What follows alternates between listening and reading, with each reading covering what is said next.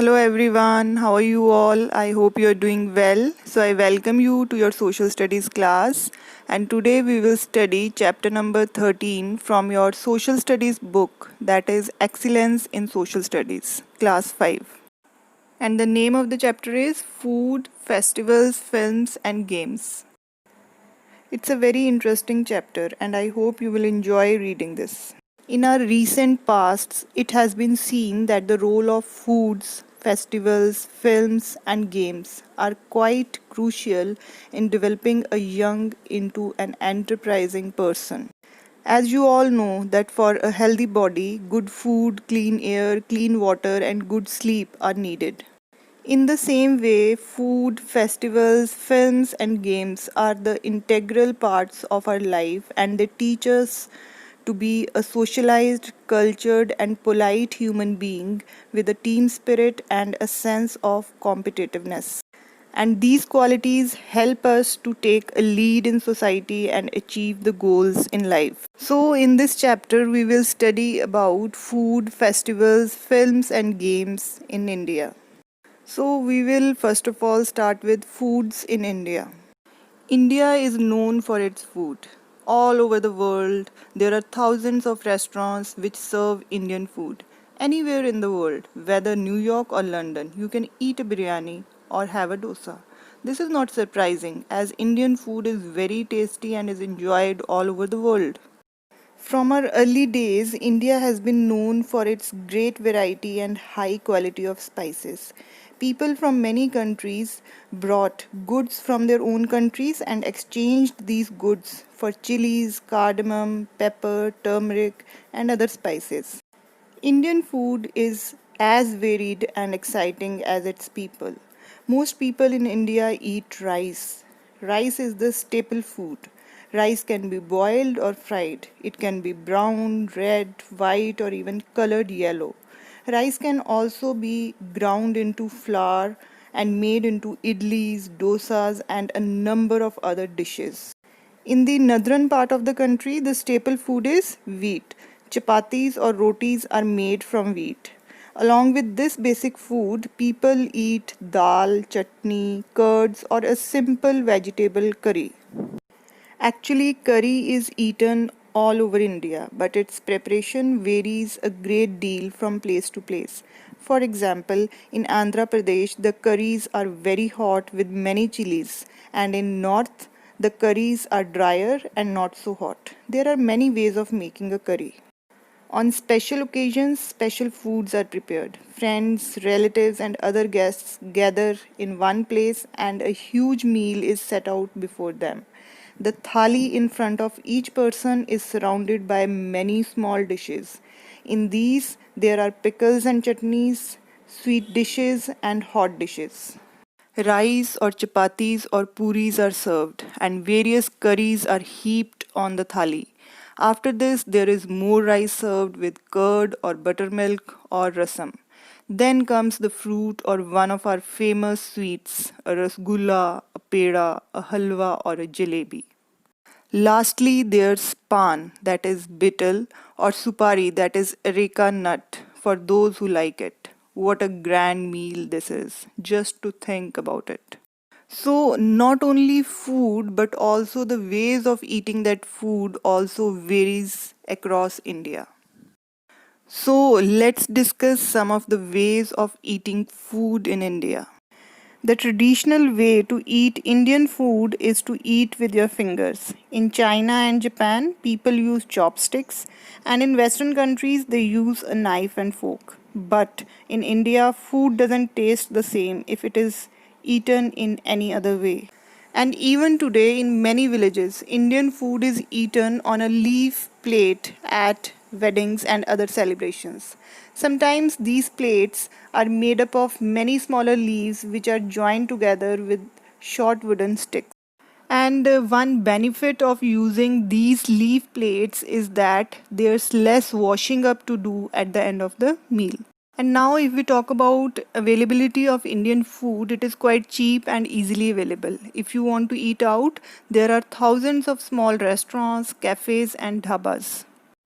You can have a meal for 10 rupees, or if you like, you can have one for 5,000 rupees. Choice is all yours. So, now let's talk about festivals. So, before discussing this topic, I would like to ask you one question. Do you like celebrating festivals? Yes, we all like celebrating festivals. And a festival is celebrated because people are happy to remember some event which took place in the past. Some festivals are connected with religious events, therefore called religious festivals. For example, Diwali, Christmas, Eid, etc.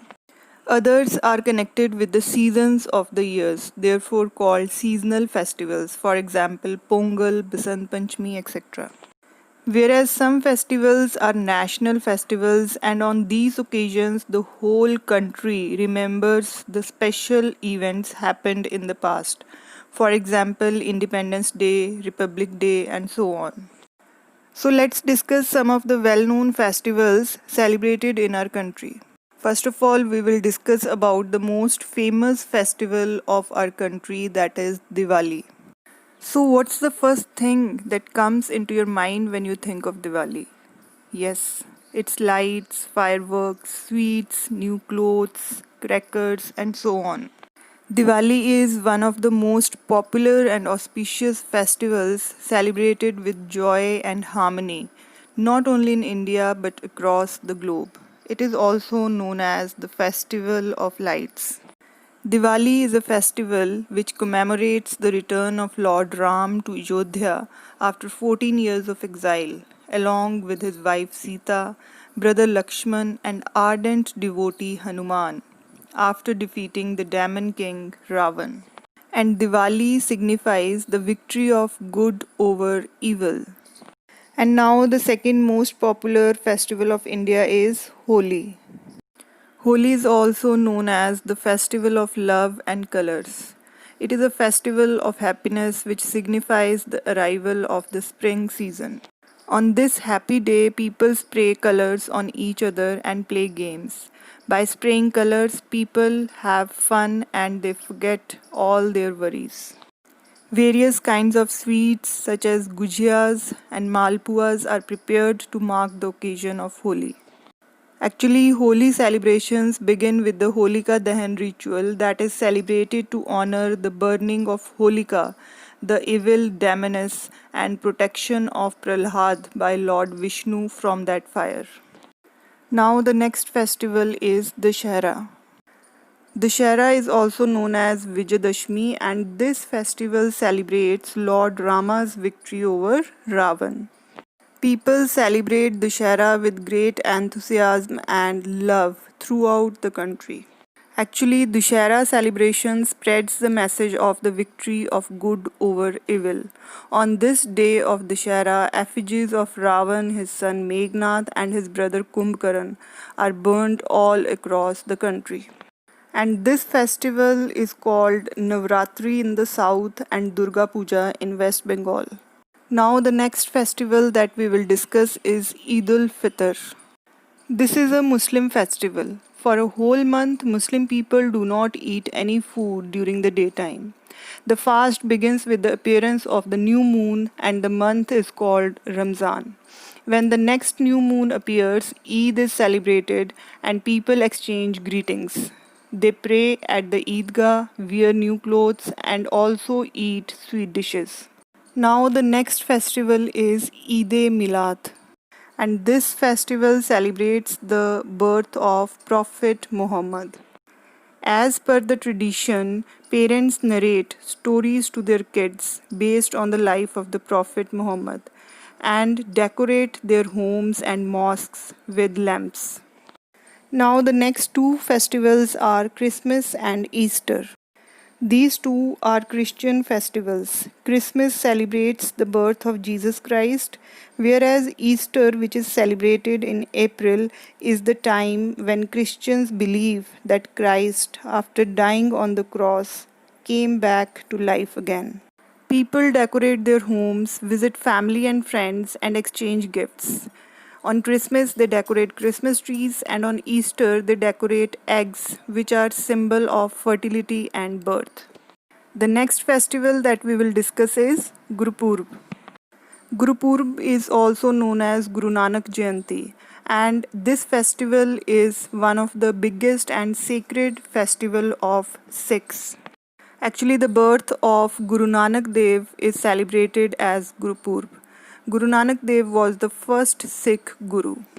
On Gurpurb, people wear new clothes and go to the Gurdwaras. They offer their prayers and pay homage to Guru Granth Sahib. Lamps are lit, processions are taken out, and langar, that is free community lunch, are arranged all over the country. Now the next festival is Buddha Purnima.